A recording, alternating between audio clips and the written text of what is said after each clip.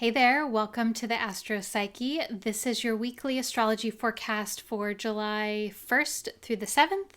And this week is about refining your perceptions of reality. This week we have opportunities to gain a deeper understanding of what is actually happening in our lives and to have a more broad and nuanced and deeper sense of experience of what's going on here. We also have a new moon in the sign of Cancer, and so there's also this sense of planting seeds and initiating and the very beginning of a new beginning.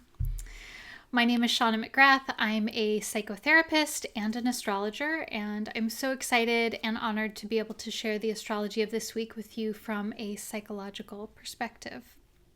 So this week, we are wrapping up our current lunar cycle, which started with the new moon in Gemini on June 6th, and we're going to begin a brand new lunar cycle. So I think it's always an excellent time when we're in this point within the monthly lunar cycle to look at what kinds of things, what the feeling was, what the vibe was around the beginning of June, what maybe started or began for you around that time, either externally or internally, and where you're at now with it, how you would like to further cement or integrate those things that came up that began, and also if there's things this week that you want to wrap up and let go of as well, if there is anything that you want to transmute or release or compost this week.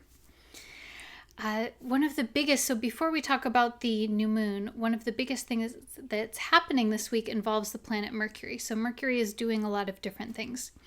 Mercury is still in the sign of Cancer at the very late degrees of Cancer before it moves into the sign of Leo this week. So in late Cancer, Mercury is going to make a helpful, harmonious trine aspect to Neptune. And this combination, Mercury, the mind, the thought process, analytical communication, but also bridging between one thing and another thing, between the seen and the unseen, connecting with Neptune, which is the planet of the unseen. Neptune is the planet that symbolizes our capacity to get into flow states, to be immersed in something, to have a divergent state of consciousness, to be moved by something, to be moved by beauty or experience or art, or even just a having a sensory experience that takes us out of ordinary experience. And so when these two come together, this is really about getting into a flow state and also having dreams, imaginations, visions, inspirations. So Monday and Tuesday is really when this is happening. Monday and Tuesday this week, the 1st and the 2nd of July, there is a lot of possibility for intuitions and insights and dreams and inspirations. And so this may come through very strongly for you. It might come more subtly. I think it's always, frankly, I think it's always a great time to try to pay attention to and to record your dreams, and especially so now, because there's this ease with which dreams can flow through you when we have a transit like this.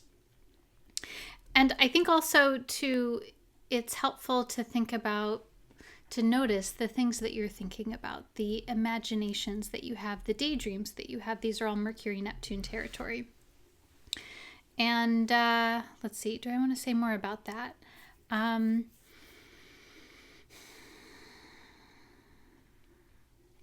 I want to name also that Mercury is the beginning of this transition from Cancerian energy, which we're experiencing. We're in it this week. We're sort of like in the middle of Cancerian season this week. And then with Mercury sort of finishing this process early, there's a little preview of moving into the next phase. So we're kind of thinking of Mercury making this contact with Neptune, there is an intuition that is sparked as far as maybe something that may come forward for you in the future. Now, Mercury will, after making its trine to Neptune, it will move into the sign of Leo. And this is important because it means that our analytical function, and then also just our capacity for communication and thinking about things, also is moving from a water cardinal sign, Cancer, which is focused on emotions and feelings and connections and the feeling sense for things. Cancer is also very much related to security and protection and nurturing and needs. It's moving over to Leo, which is more focused around self-expression and the creative impulse, the creative instinct, and how we can feel received and seen, and how we experience love and affection. So there's kind of this shift that happens. And Mercury will be here in this place for a little bit longer. We're also kind of getting a preview with Mercury being here in Leo, because in August, Mercury will be retrograde in late Leo and early Virgo. So we're not going to freak out about that. We're just going to know that Mercury is going to be in this place for a little bit of time. So we're paying attention to the things that are coming up with this transition, especially on Tuesday when Mercury moves into the sign of Leo. And a big part of that is also because when Mercury moves into Leo, it is going to instantaneously make an opposition to Pluto. And this transit may be experienced as like a little bit of tension, a little bit of, I don't really want to use the word agitation, but it's kind of like there's a bit of tension whenever we have an opposition aspect. And this is because the two signs are polar opposite one another, so there's polarity that's happening. In this case, it's with Leo and Aquarius, Mercury in Leo, Pluto in Aquarius. And with a polarity, always, typically, there is this sense of having to choose between one or the other. There's kind of this like ping pong back and forth kind of feeling to it. And there is an inherent tension within that. Now, the beauty of this is that the key to managing any kind of polarity, but especially in opposition in astrology, is trying to find a common ground. Trying to find something that feels not necessarily like a compromise, but where both things can exist, and that is okay, and that both things might feel like they cannot exist together, but that you do your best to try to allow space for both situations or both energies. And in this case, this is allowing space for Mercury in Leo, which is about really wanting to be seen and heard and to be able to express. Mercury is about the senses that we perceive and take in information through. So through the voice, through the eyes, through our sense perception, however that comes through for us. And there is a desire to be able to express and to be received, especially when we're talking about Leo.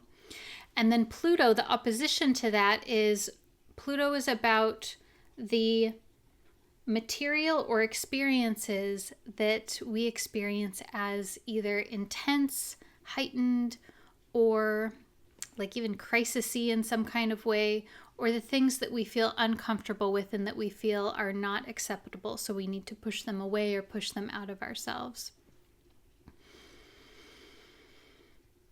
And so with Mercury-Pluto, there's kind of this paradox here where there is a need to be heard and seen and received in a way that is real, in a way that's authentic, that's not just for show.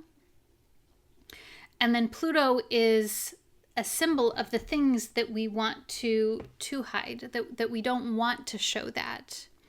And so themes like this may come up this week where we're navigating, okay, how do we show up as our true, authentic self, but then also how do we navigate and manage how it feels safe to do that, how it feels appropriate to do that. When do we take risks versus when do we protect ourselves? And I think Pluto can also show other things too, like the ways that we modify ourselves without even realizing it. So Pluto is also a symbol of the unconscious and the personal unconscious, and the things that we do that we don't realize that we do, and that we can never have full access to our unconscious patterns. We can kind of circle around them and find them and sort of like pull things out from unconsciousness into consciousness. But that there is sort of this reservoir of unconscious material that will always be there. And we do our best to try to be curious about that, and that allows things to arise from the unconscious reservoir when it is the time to integrate something into consciousness. And I realize this is maybe sounding a little bit abstract. And I think that I'm describing it in an abstract way because there is such a multitude of possibilities for how this could look in your life.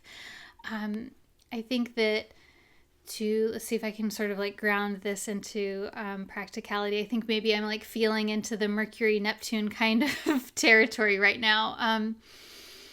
So with Mercury opposite Pluto, there may be situations, especially in your relationships, where you notice that you do a thing and you're like, oh, like, I don't like this dynamic that's happening in the relationship. Maybe it feels like another person has power over you, or you're having to respond to someone in a certain kind of way. And I think that when we can get curious about what is going on in the dynamic versus it's good or it's bad or I like it or I don't like it, though of course that may be the case and that is so valid and important to notice. It's more like, okay, like I don't like this, and like why don't I like it? And what does it remind me of? And when a person approaches me in this way and I don't like it, what does it invoke in me? And why may it invoke that particular phenomenon from the inside out? And I know that sounds very mundane, but that actually is the process of getting into the unconscious material. And so I think that this week there may be themes that come up around power dynamics, around looking at how you use your voice, your sense of expression, how you use your sense of taking up space in the room to be seen and heard and perceived. And what is that like for you? And are there ways that feels really complicated even?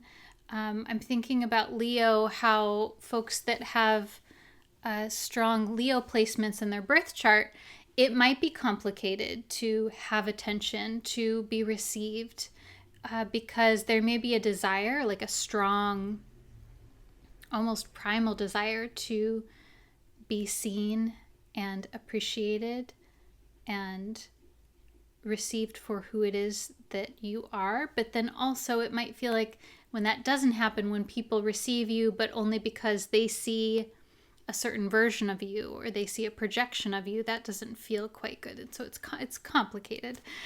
And so I think this is a week to look at all of those complications and to know that what you have to communicate is important, and the way that you are is important, and it's crucial that you are the way that you are, because there is no one that is exactly like you that is going to have your experiences and your way of communicating your experiences, and there's no one that's going to have your particular quality of nuance and quirks, and we need that. And I think that Mercury Pluto this week is a reminder that we need that from you. We need you to be who it is that you are. Okay, so do I want to say more about that? I want to give you the dates for just to sort of like put a pin in it, put your calendar on it, put it on your calendar that Mercury will be retrograde from August 4th through August 28th. And it will be retrograde from 4 degrees of Virgo to 21 degrees of Leo. So we're totally not there yet, but we're just sort of like keeping in mind that nothing happens in a vacuum. And so the events that are happening now and in July are sort of like leading us to the future Mercury retrograde process. And so it's kind of like you can, even if you want to think about, this is funny, think about the things that you want to be thinking about during Mercury retrograde. Anyways, okay, that's all for Mercury for this week, probably. Also this week, Venus will be making a square, a challenging aspect to Chiron in Aries, and Venus will be making a harmonious trine aspect to Saturn in Pisces. So we kind of have this, like Venus is doing a mix of things. Venus is still in Cancer. So Venus making a square to Chiron, this to me is that there is a potential for bringing some healing, especially relational healing to something, and looking at how it is that you nurture yourself, how you nurture others, and what is the co-dynamic for that. How does that work for you? And then I actually really like that Venus is making this trine to Saturn this week, because Saturn is about containment and structure, and Saturn is a symbol of when we've been doing something over a long period of time, that we reap the benefits of that. We reap the results, the effects of whatever it is that we've been doing. And so I think also with Venus Saturn, there is settling into the sense of healing, that maybe you're like, Shawna, I've like been on my healing journey and I've been doing it. And I think that Saturn making this aspect to Venus, there is an opportunity to solidify what it is that you've been working on. And so, of course, because of the Mercury-Pluto situation that we've been talking about, it may be that something happens and then you're able to respond in a way that where you're like, yes, like, okay, I've been working on this and now I'm going to put it into practice, or I'm going to put it into action. And we're also too keeping in mind here that Saturn last week stationed retrograde. And so Saturn is at about 19 degrees of Pisces. It'll retrograde back to about 12 degrees of Pisces. And so we're navigating our relationship to limits, boundaries, containment, structure, and our relationship to living to sort of being like this full potential of being in a limited body and experience, and that we're subject to the structure of time and space. And also that this Saturn retrograde from now through to November is also helping us to reimagine and relate to, and maybe have a reframe, a renewed perspective around events that came up in March, April, May of this year. Okay, so let's talk a little bit about the new moon in Cancer. So new moon in Cancer is happening on Friday, the 5th of July. It's exact at 3:57 p.m. Pacific time at 14 degrees of Cancer. And I really love this new moon. because it is, let's see, why do I love this? A couple of reasons. I really like it because Pluto is not involved. And for a long time, for like, I don't know, what was it, like 17 years-ish, we had Pluto in Capricorn. So anytime we had a Cancer transit, Pluto was always involved in the equation, which is not terrible, but still it creates a certain kind of experience. And so we have this Cancerian new moon, 14 degrees of Cancer. The sun and moon are together at the same point in the zodiac. Venus is also here as well. Venus is about 22 degrees of Cancer. So Venus, one of the other benefic planets that is about healing, relationships, beauty, aesthetics, love, sensuality, how we relate to pleasure and enjoyment, and how we connect to relationships itself. So there is also this new beginning around relationships or beauty or aesthetics. I think that Venus can also even kind of tie into values, finances, and self-esteem as well. So there is this new beginning that is happening around these topics, and relationship is inherently encoded into this equation. Of course, Cancer is about, as a water sign, Cancer is also about relationships and intuition and feelings.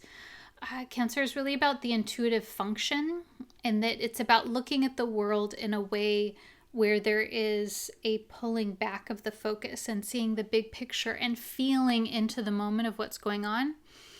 Not necessarily looking at the finite details of things, but feeling into the subtle nuances and the potential of things.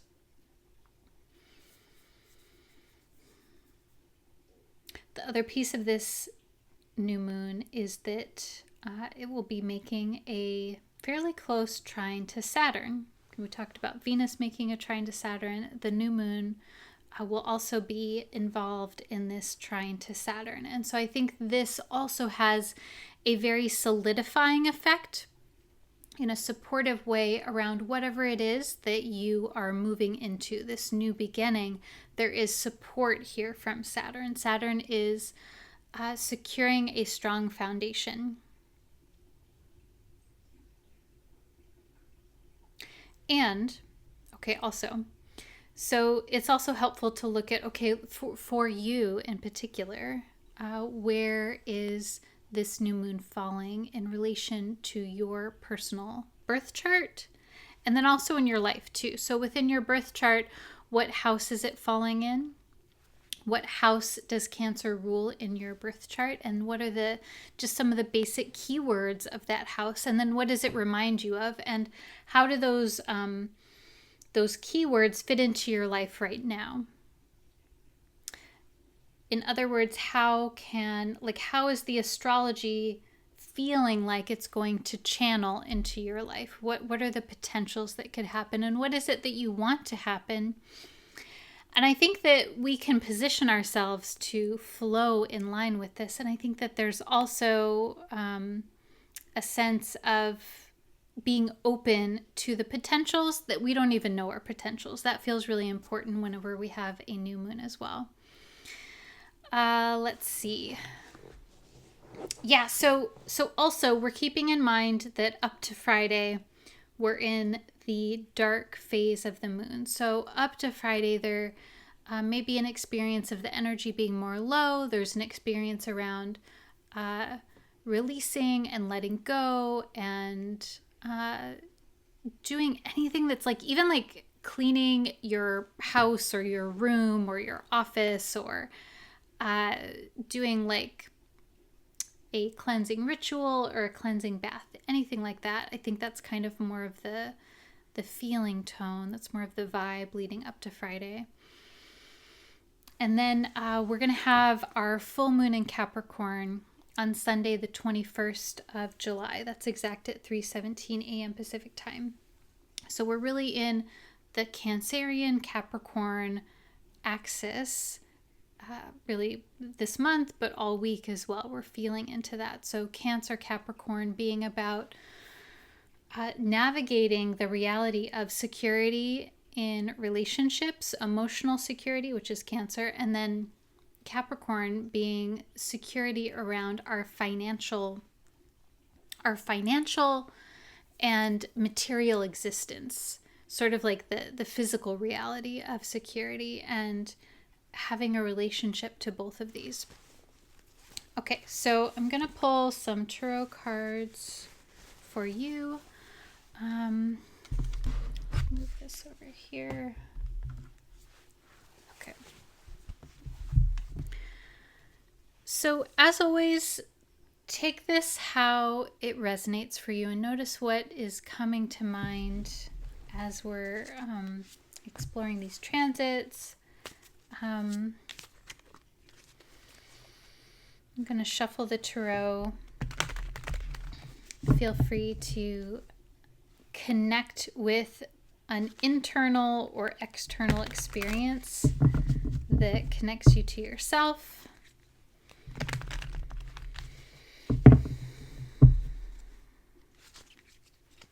Maybe there's a question or a situation that you would like guidance on.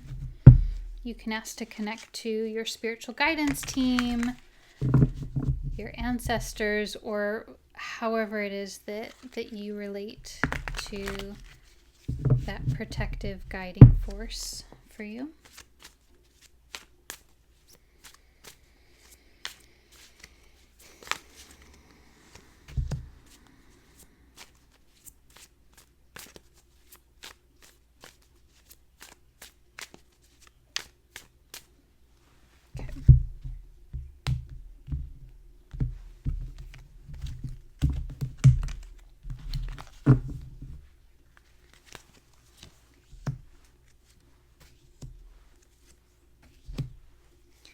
Okay, so 3 cards as always. First card is the Wheel of Fortune.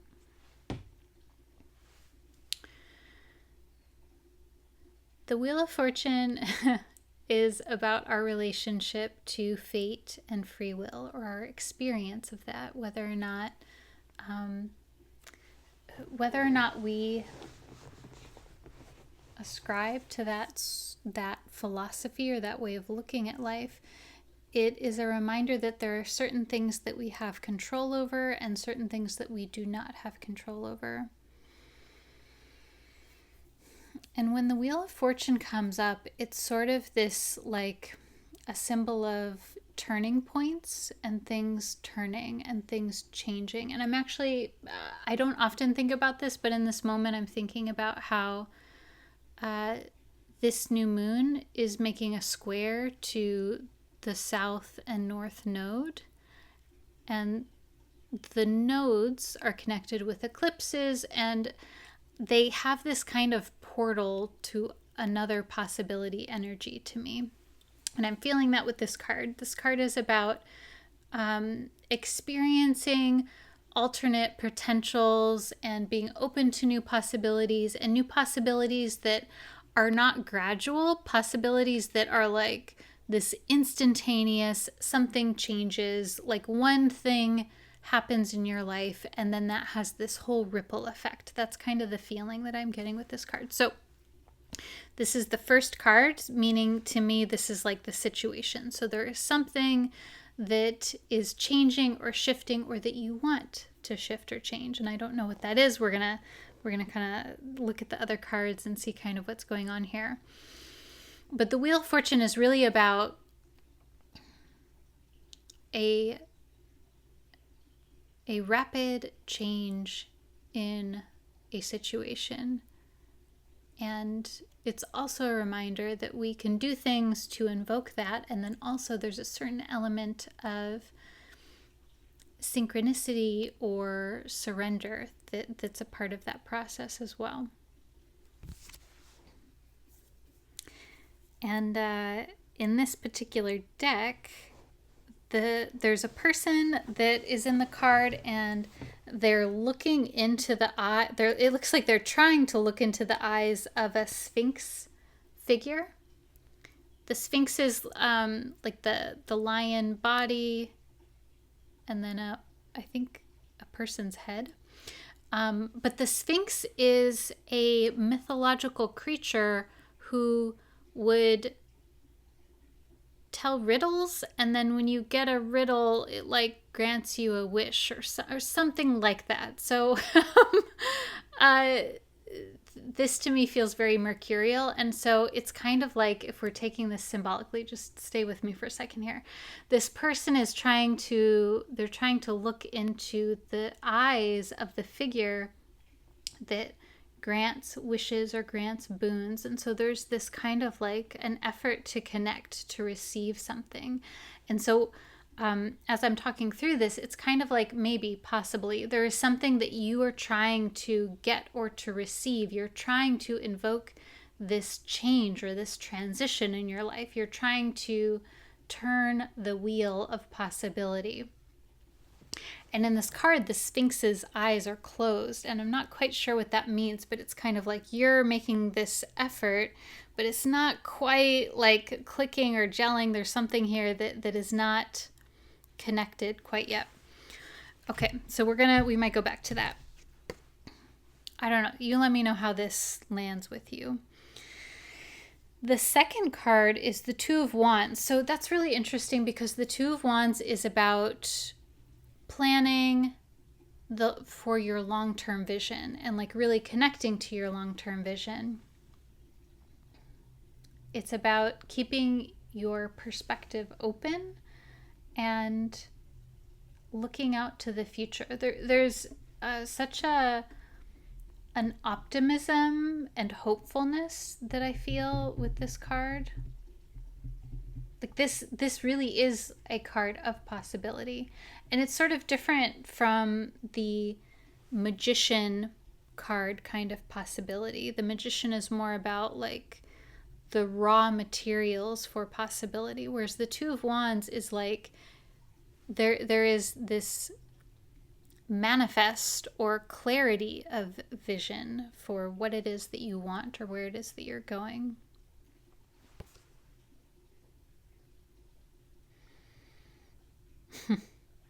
And this figure in the card is quite delightful. This person is like so happy. They're smiling really big, and they're holding two broomsticks or two wands on either side of them, and it kind of looks like there's a rainbow behind them. And the feeling in the card that I get is they're like stamping down the wands, and they're like really happy, and they're kind of like securing themselves in where they are and where they want to go. Okay. And then the last card, oh my gosh, yeah, this is so fascinating. The Chariot.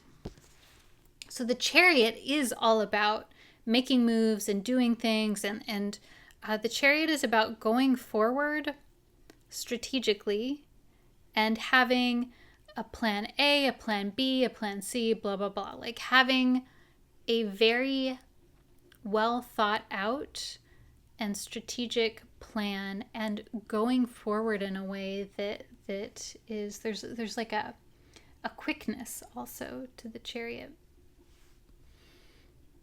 It's an expedient way of doing things. And I think always with the Chariot, but especially in this card, this person is leaving what looks like a castle or a town. Kind of looks more like a town, actually, now that I'm looking at it. So, like, they're going on a journey, and they're super stoked about it. They're also very happy. And they have what looks like some kind of double-pointed wand. And there's a shooting star in the background. So like this card there's a lot of excitement here. There's a lot of excitement and movement. Like I think that's the biggest thing, is it's like moving, it's dynamic. The Chariot is like, yes, like it's happening. So, what am I feeling here? Okay, so it's kind of like there's something that you want to happen. And that this is the Wheel of Fortune tells me that maybe the logistics, actually, maybe you know what you want, but you don't know the path from here to there. Like there might be like, yes, that's what it is. But getting from here today, it's like, how to even do that? That feels very unclear. Or maybe you've been trying to do that and it hasn't happened.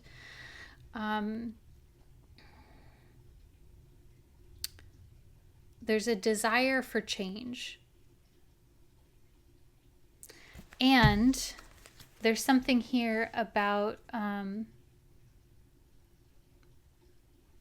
making the vision bigger, like expanding your sense of perception for what is possible, and putting in, I think the Two of Wands is also about putting in the planning, but not planning like nose to the grindstone, working out the details kind of way. No, this is like, okay, like envisioning. And I'm actually getting this image of you like laying down to do a meditation or going for a walk or something like that, and then just going into this imagination, this like guided journey for yourself of imagining what it is that you want and how that's going to look. And sort of like imagining the beauty of that and doing like this little sort of like mini curated fantasy for yourself. And I know that might sound a little out there, but it's kind of like this is the feeling, is that this is about you imagining what you really actually want. And the way to sort of invoke this change is not to like plan it out and to like do all of the specific things, though of course that's important, but the key here is around envisioning and expanding your perception for what is possible. I'm also really thinking about Mercury-Pluto in this moment, and how Mercury is the mind, and then Pluto is about intensity of experience and tapping into the reservoir of potential within the unconscious, and that there is vitality in that, and that we can do that through things like fantasy and imagination and dream. And even like if there's a dream that you had that was really beautiful, like going back into a mindfulness state and sort of reimagining the dream. Anyways, you get what I'm saying, I hope. Okay, so like there's a change, there's something that you want to change. Expanding your vision for possibility is a key to that process, and then that's when things can move. That's when there can be a sense of traction and moving forward. All right. So wonderful to see you as always. I hope that you found this helpful. As always, I love to hear from you, and thank you so much for the comments or messages that you receive whenever that is or however that is. It's always a joy to share this astrology with you.